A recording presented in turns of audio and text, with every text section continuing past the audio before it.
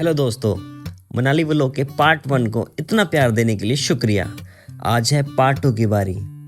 हमने सुबह का नाश्ता कर लिया है और अब हम निकल रहे हैं एक ऐसी जगह जहां मन को सुकून मिलता है, मणिकर्ण। मनाली से मणिकर्ण का डिस्टेंस लगभग 80 किलोमीटर है, लेकिन पहाड़ी रास्ता है तो 3-4 घंटे तो पक्का समझ लो। तो चलिए चलते हैं।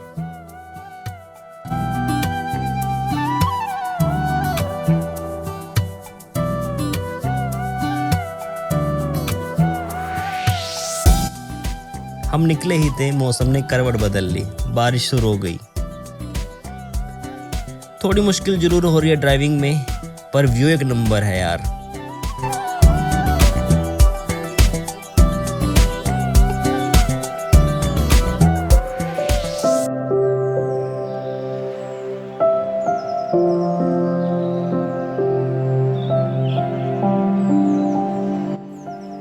आज के इस व्लॉग में मैं आपको दिखाऊंगा यहाँ का भव्य मणिकर्ण साहिब गुरुद्वारा, सदियों पुराना शिव मंदिर और वो चमत्कारी पानी का चश्मा जिसकी हकीकत देखकर आप दंग रह जाएंगे। तो चलिए मेरे साथ बने रहिए इस रूहानी सफर पर।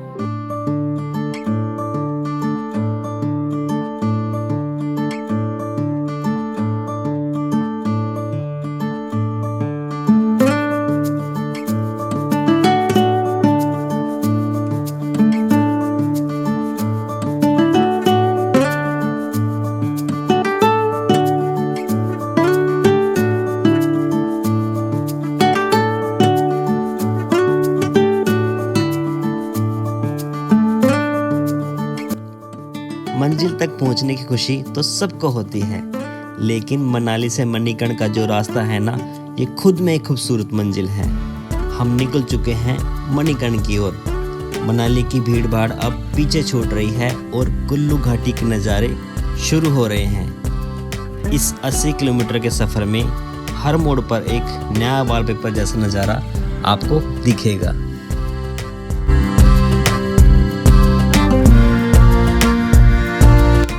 दोस्तों, चलते चलते रास्ते में हमें शानदार ब्रिज दिखा।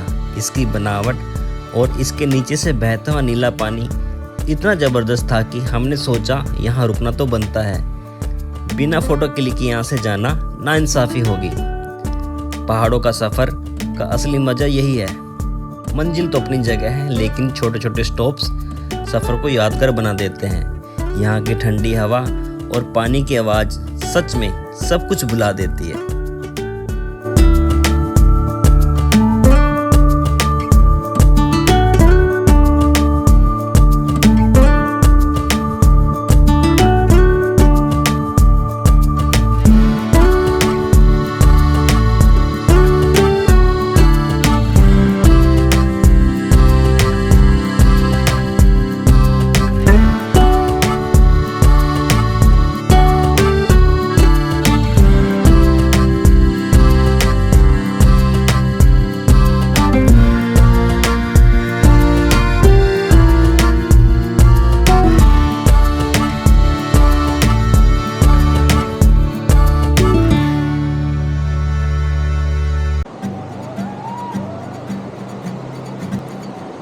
और ये देखो दोस्तों, रिवर राफ्टिंग का असली रोमांच।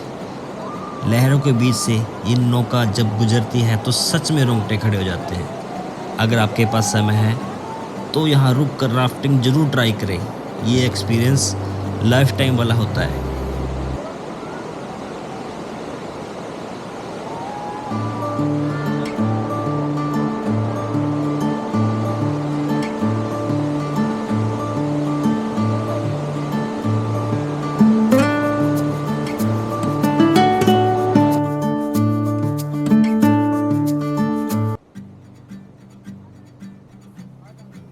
फोटोग्राफी सेशन हो गया पूरा। मेमोरी कार्ड में कुछ बेहतरीन यादें कैद हो गई हैं। अब बढ़ते अपनी मंजिल की ओर और रास्ता देखो कितना खूबसूरत होता जा रहा है। तो जुड़े रहिए हमारे साथ।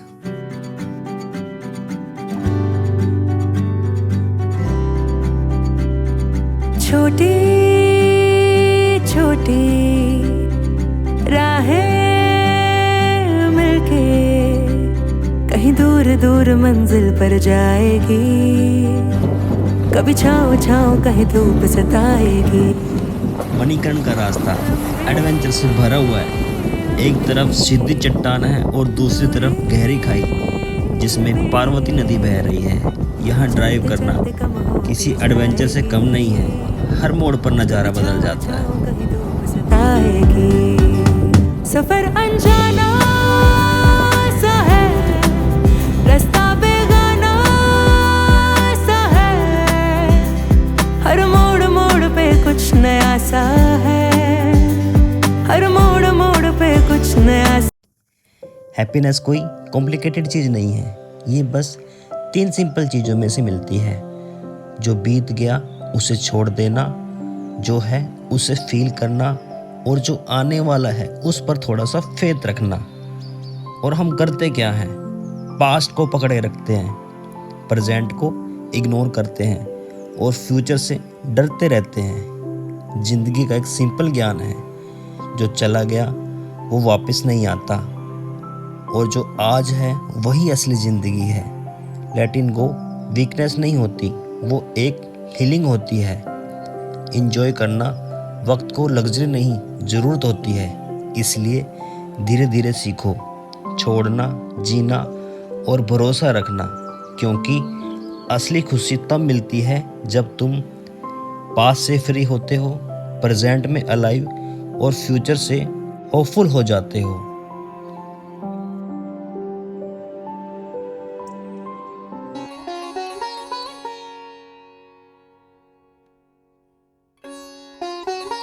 मनाली के रास्तों और ऊंचे पहाड़ों को पीछे छोड़ते हुए मैं पहुंच चुका हूं उस जगह जिसे चमत्कारों की धरती कहा जाता है। मेरे सामने है ये पवित्र मणिकर्ण साहिब गुरुद्वारा। यहाँ पहुंचते ही जो पहली चीज़ आपको महसूस होगी वो है इस जगह का सुकून। मणिकर्ण साहिब का इतिहास न केवल धार्मिक रूप से समृद्ध है, बल्कि यह प्रकृति के चमत्कारों से भरा हुआ है। हिमाचल प्रदेश की पार्वती घाटी में स्थित मणिकर्ण साहिब सिखों और हिंदुओं दोनों के लिए एक अत्यंत पवित्र स्थल है। इतिहास में कहा जाता है कि 1574 विक्रमी संवत में अपनी धार्मिक यात्रा के दौरान गुरु नानक देव जी अपने शिष्य भाई मर्दाना के साथ यहाँ आए थे। यहाँ पहुँचने पर भाई मर्दाना को भूख लगने लगी, लेकिन उनके पास कच्ची रोटियां पकाने के लिए आग नहीं थी। गुरु नानक देव जी ने उन्हें एक पत्थर उठाने को कहा। जैसे ही पत्थर उठाया गया, वहाँ से गर्म पानी का चश्मा फूट पड़ा। गुरु नानक देव जी के कहने पर मर्दाना ने रोटियां पानी में डाल दी, लेकिन वे डूब गई। तब गुरु नानक देव जी ने कहा, परमात्मा के नाम पर यह अरदास करो कि अगर रोटियां तैरने लगे तो तुम एक रोटी दान करोगे। जैसे ही भाई मर्दाना ने यह संकल्प लिया, रोटियां तैरने लगी और पूरी तरह पक गई। तब से यह स्थल श्रद्धा का केंद्र बना हुआ है। मणिकर्ण साहिब का लंगर पूरी दुनिया में अपनी एक अलग पहचान रखता है। इसकी सबसे बड़ी विशेषता इसकी पकाने की विधि है। यहाँ लंगर पकाने के लिए गैस या लकड़ी का इस्तेमाल नहीं होता, बल्कि गुरुद्वारे के भीतर स्थित प्राकृतिक गर्म पानी के कुंडों का उपयोग किया जाता है।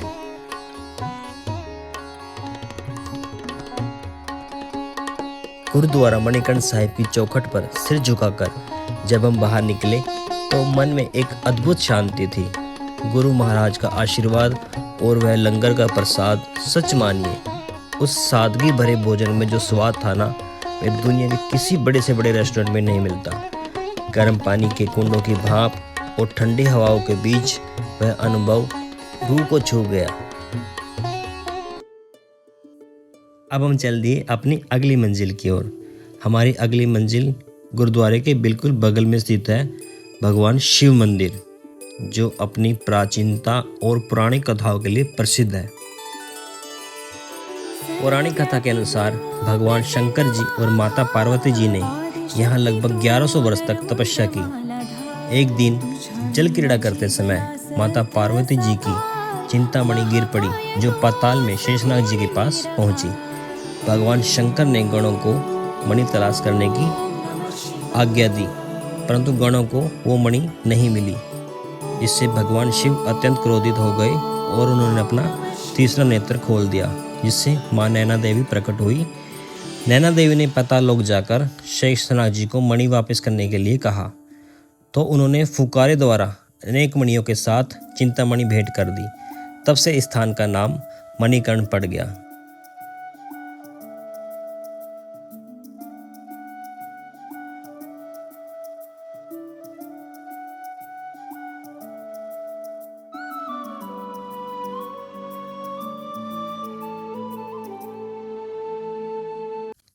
इस मंदिर में भगवान को चढ़ाया जाने वाला चावल का प्रसाद मंदिर के पास स्थित उबलते हुए प्राकृतिक पानी के कुंडों में ही पकाया जाता है।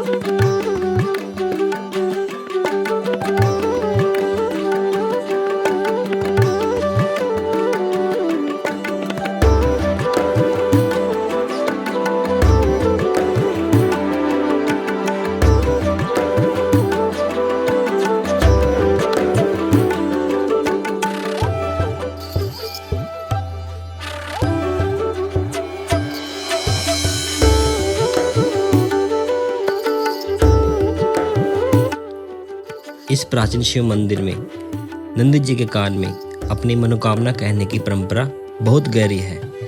माना जाता है कि भगवान शिव अक्सर गहरे ध्यान में रहते हैं, इसलिए भक्त अपनी बात नंदी जी के कान में कहते हैं, ताकि वे महादेव के ध्यान से जागने पर उन्हें वह संदेश सुना सके।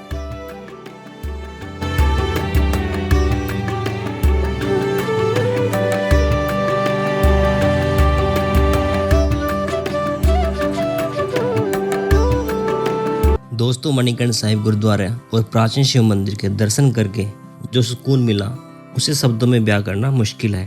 ठंडी हवाएं और गर्म पानी के चश्मे, ऐसा लगता है मानो प्रकृति और अध्यात्म यहाँ एक साथ मिल गए हों। अब हम अपनी यादें समेटकर घर की ओर निकल पड़े हैं। रास्ते में हमें एक बहुत सुंदर सी लोकेशन दिखी, मन नहीं माना तो रुक गए कुछ यादें कैमरे में कैद करने के लिए। पहाड़ इतने सुंदर हैं कि हर कोना पेंटिंग जैसा लगता है।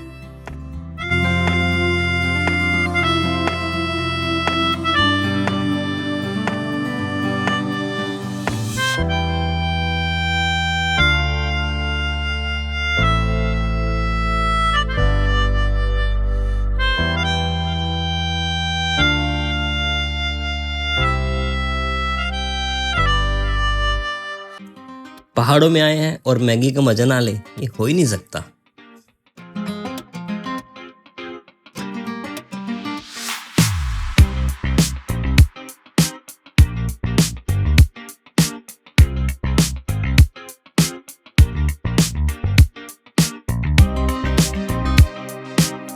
तो दोस्तों, ये था आज का हमारा सफ़र।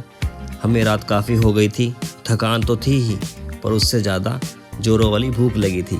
रास्ते में हमें दिखा सेठी का ढाबा, और सच मानिए यहाँ का खाना खाकर मज़ा आ गया। खाना वाकई बहुत स्वादिष्ट और एकदम घर जैसा था। पेट भी भर गया और मन भी खुश हो गया। खैर, अब रात काफ़ी हो चुकी है, तो चलिए इसी लजीज खाने के साथ हम करते हैं अपने आज के इस व्लॉग का एंड। आपको मेरा सफ़र कैसा लगा, अपनी राय ज़रूर दीजिए। अगर वीडियो पसंद आए तो लाइक करें, और ऐसे ही सफ़रनामे को देखने के लिए चैनल को सब्सक्राइब करना ना भूलें। मिलते हैं अगले व्लॉग में, तब तक के लिए बाय बाय और गुड नाइट।